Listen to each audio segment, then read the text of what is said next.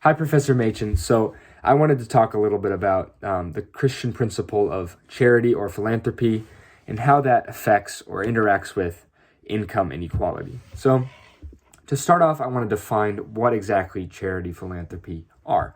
So philanthropy refers to charitable acts or other good works that help others or society as a whole. So philanthropy could include donating money to a worthy cause or volunteering time, effort, or other forms of altruism. And so an article I found from the Giving USA Foundation estimates that Americans gave approximately $248 billion to charity last year. And this is roughly equal to the national incomes of Norway or Indonesia. So it's safe to say that philanthropy and charity have been a big part of the U.S. economy for a long time now.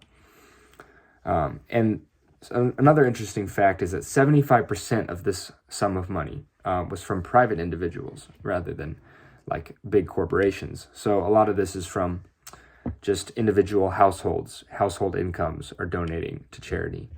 And another thing that we found is that charitable giving also increases with age and education, and most notably, household income. So that means that the richest people are going to be the most inclined to donate. And this is probably attributed to the fact that they face the lowest marginal cost of giving because they're going to get the most tax return back from their donations. So what is income inequality? Well, income inequality is the extent to which income is distributed unevenly among a population. So it's kind of the divergence between the rich and the poor. So how big is that gap? That's what income inequality is. And an interesting fact is that the top 10% of earners in the U.S. own 76% of the country's wealth, while the bottom 50% of people own just 1% of the country's wealth. And so this sort of income inequality is more common in a lot of big cities, and it's just been a constant issue or topic of discussion among economists and politicians over the years. So now that we've kind of laid out what these two concepts are, I want to talk about their interactions with each other. And so I want to start with the possibility of income inequality's effects on philanthropy. And now this may seem kind of opposite, but basically what I'm trying to think about is a proposed relationship between an increase in the divergence between rich and poor, income inequality. The greater that inequality is, does that have an effect on philanthropy? And so let's look into that. Well, based on my research, we want to give a few trends here to start. So household giving to charity across all racial and ethnic groups over the years is at a steady decline. And we also know that income inequality is at an all-time high in the United States. And research suggests it could impact how much money charities receive. So many economists have held the theory that the greater the disparity between incomes in a region, the less likely people are to donate, or the total amount of donations, at least.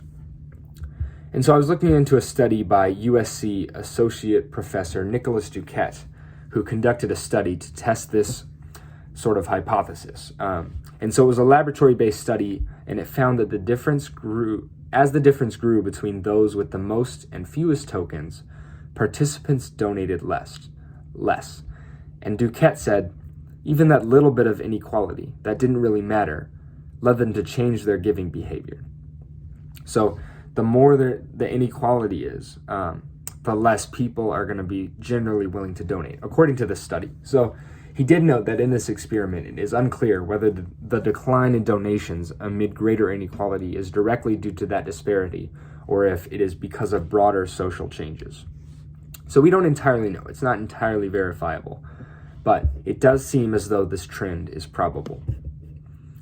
And so now let's look at the other side of these two concepts, and that is the effect that philanthropy has on the economy, or of income inequality. And so how does philanthropy affect the poor in this gap between the rich and the poor? So it is difficult to directly quantify the effects of philanthropy on income inequality, but it is clear that certain charitable giving has a positive impact on the economical state of the poorer. And so, as I said before, we also know that charitable giving has declined and income inequality has increased. So There does seem to be an apparent relationship between the two, and this hints to us the importance of philanthropy for the balancing of the economy. Besides, philanthropy can benefit poorer people a lot by providing them with necessary food, water, shelter, clothing, job opportunities, in education, and much more that can give them an edge and actually give them the tools they need to increase their income.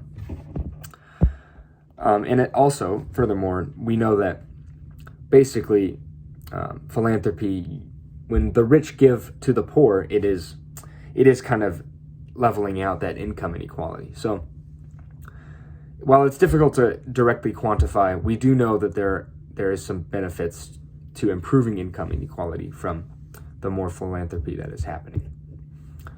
So all this to say, right, the bottom line for Christians is that all economical or political reasons aside, God commands his people to give freely to those who are in need.